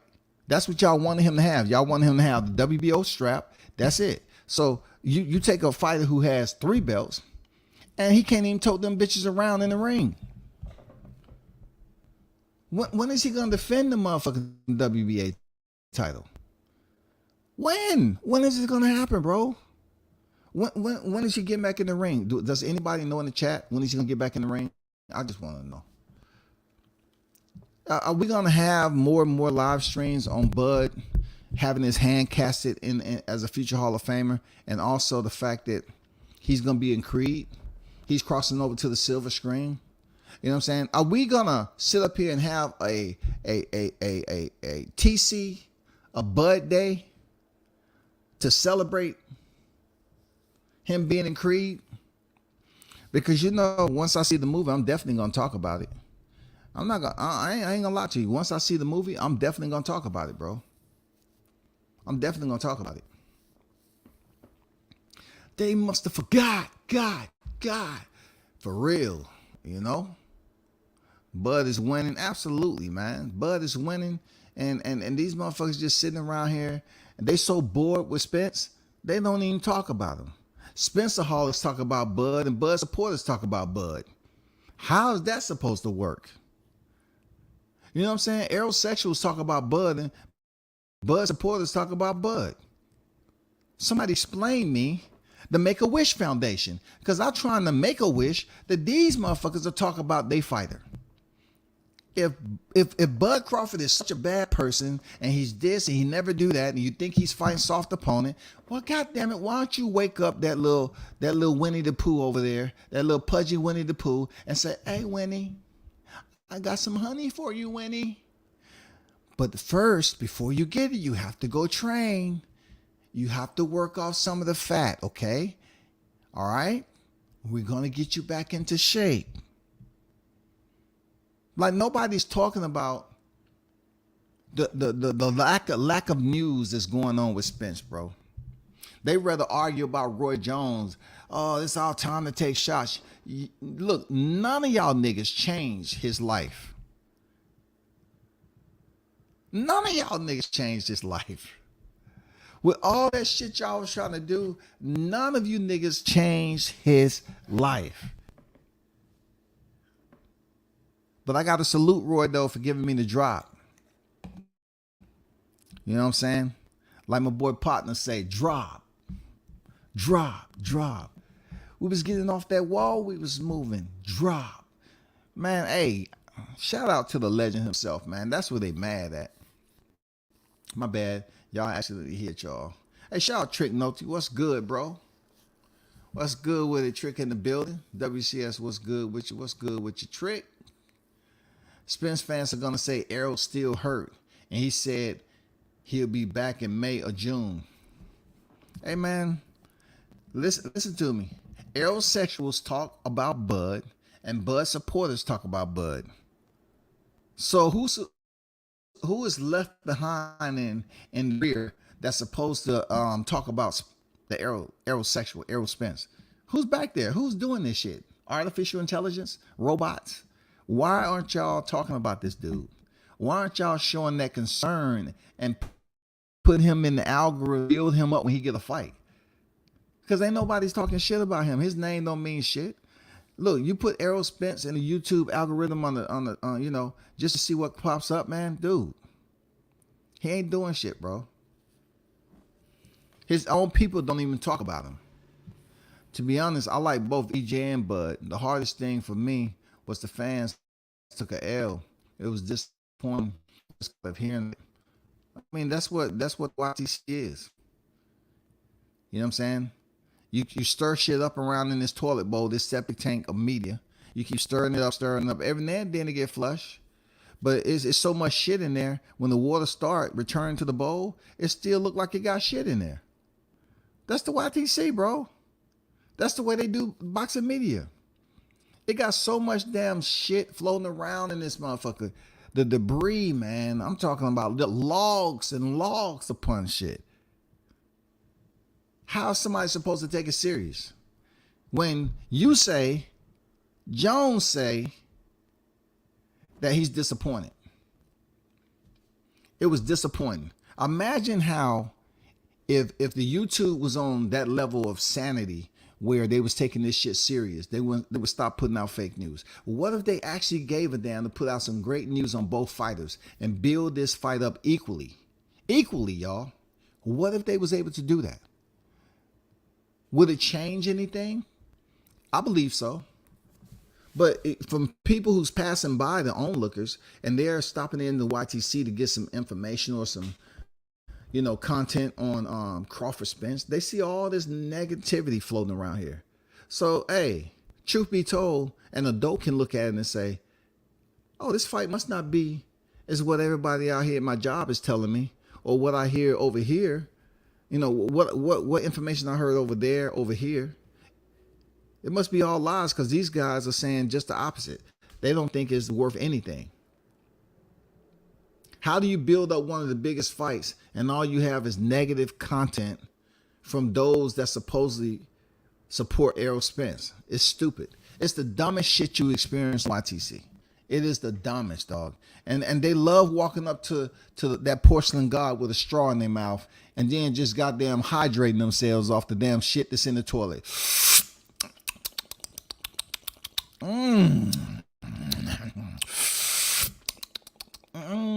That's some good shit. God damn it. Hey, give me some ice cubes.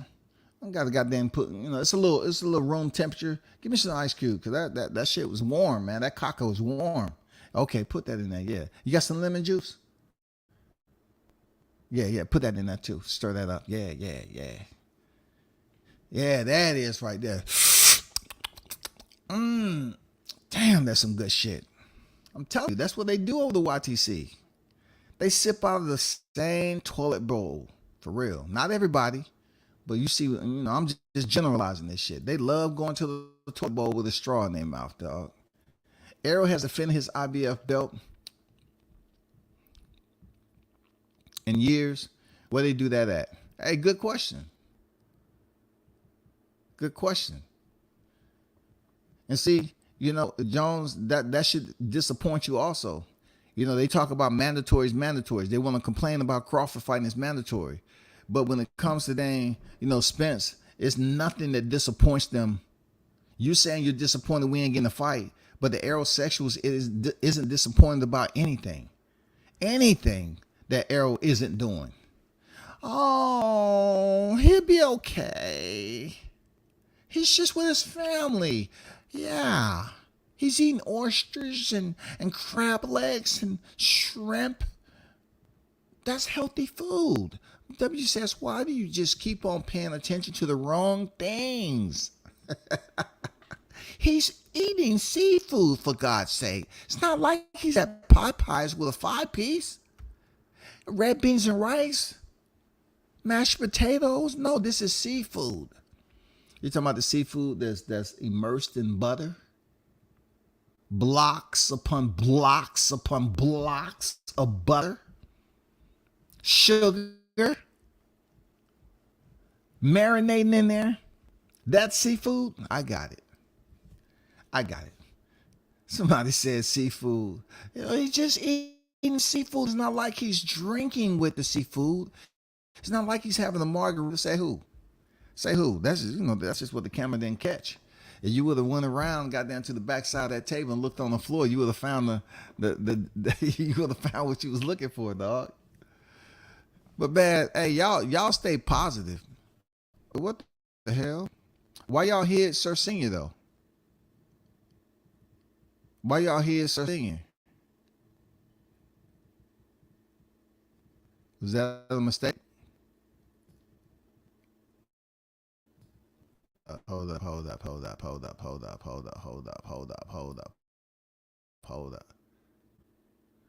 Man, why y'all hiding these people, man? Trick, why y'all hid Sir Senior? What the fuck is going on in this motherfucker, dog?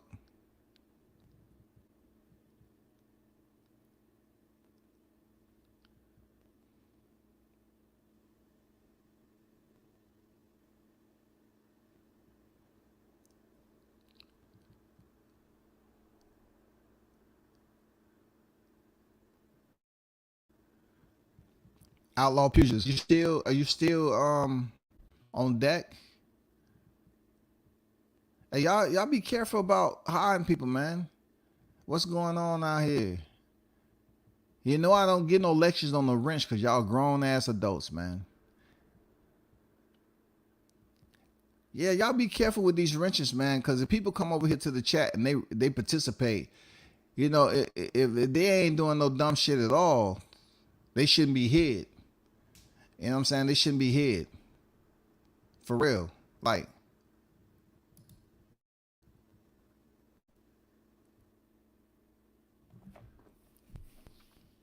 they ain't gonna want to come back over here if the wrenches are hiding them for no reason.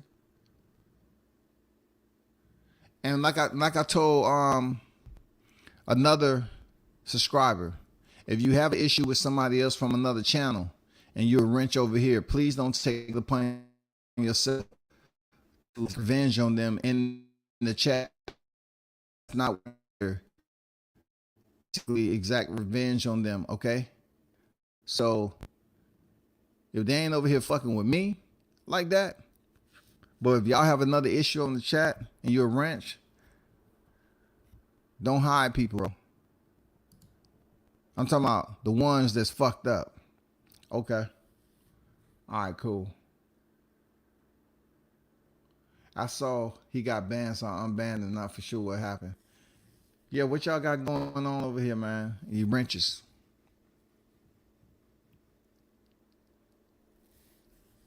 No, you ain't blocked. You ain't blocked because I see you. It's just somebody timed them out.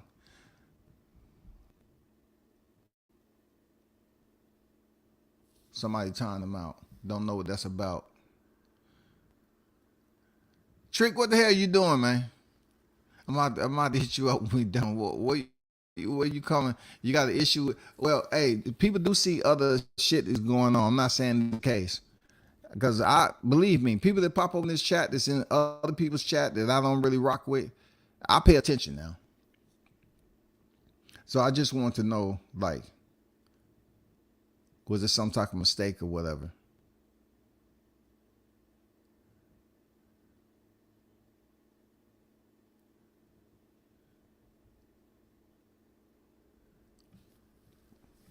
What y'all got going on? Y'all been paid off or something? What y'all got going on in that chat, man? You wrenches? What y'all got going on? Y'all over here blocking people that ain't did shit. They ain't trolling.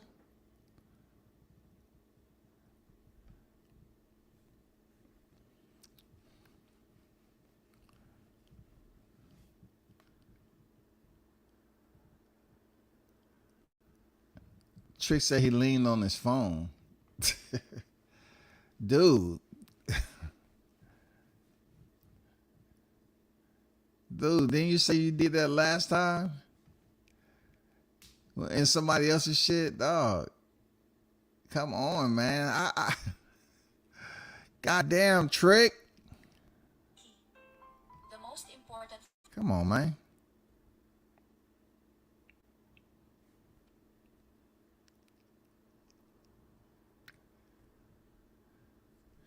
Hey, Outlaw ain't doing shit, bro.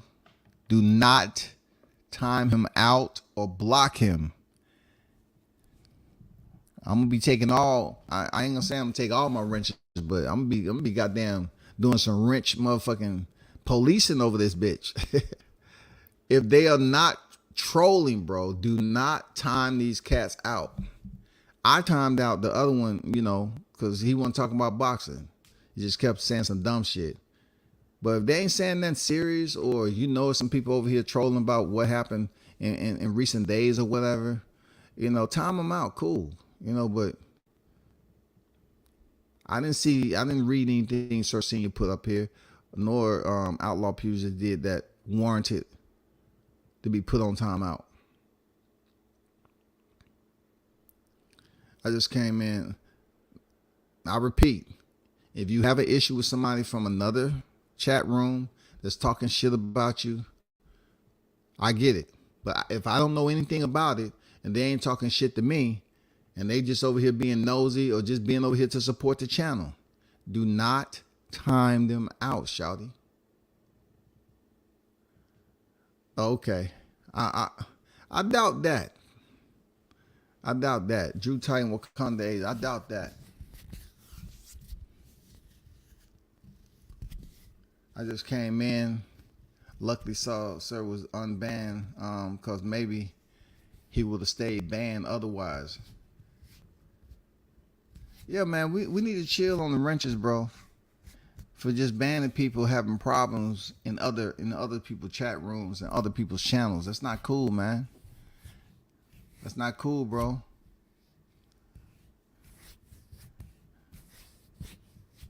Now, I can do my homework for a second. Hold on for a second. I can do my homework and find out what's up. Hold on.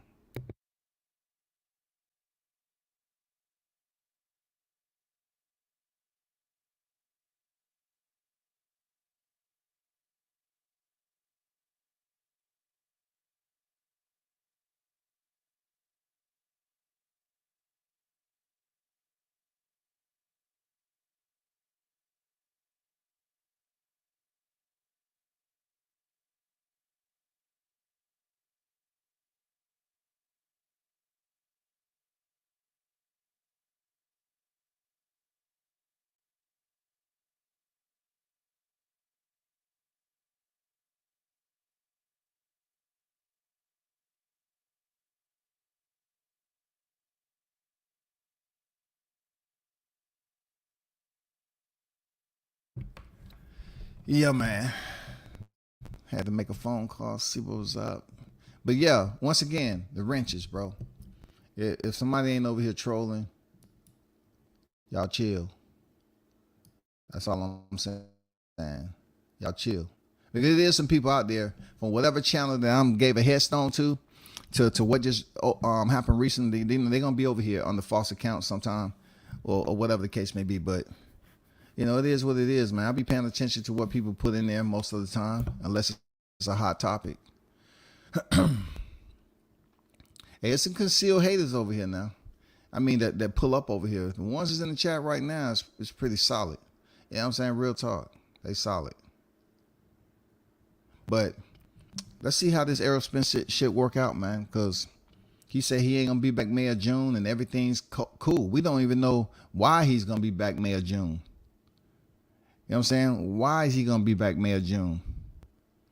Like, why he ain't in the gym right now? Why he's not ready to fight mid-year so they can be on track? If Crawford's going to fight, you know, damn near mid-year, I mean, before mid-year, then, you know, Spence should be there too.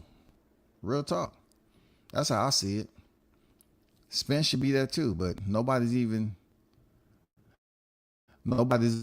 up here talking about that shit.